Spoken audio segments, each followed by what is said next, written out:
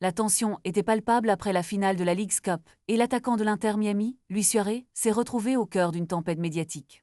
Suspendu pour 6 matchs, pour avoir provoqué une bagarre et craché sur un officiel, l'Uruguayen de 38 ans a vu sa sanction alourdie de 3 matchs supplémentaires par la Major League Soccer MLS. Cette décision intervient après des événements tumultueux sur le terrain du Lumen Field, où l'Inter Miami a été battu par Seattle avec un score de 3-0. La commission de discipline a jugé que le comportement de Suarez était inacceptable, surtout après avoir craché sur un officiel, un acte qui a choqué les fans et les observateurs du monde du football. Alors que la saison régulière se poursuit, Suarez manquera des rencontres cruciales, notamment celles contre Charlotte, Seattle et DC United.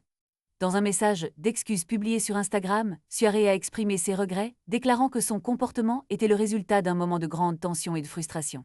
« J'ai eu tort et je le regrette sincèrement », a-t-il écrit, soulignant l'importance de la discipline dans le sport. Les réactions à cette sanction sont partagées, certains soutiennent la décision de la MLS, tandis que d'autres estiment que la punition est trop sévère. Quoi qu'il en soit, cette affaire met en lumière les défis auxquels sont confrontés les athlètes professionnels, qui doivent naviguer sous la pression intense des compétitions.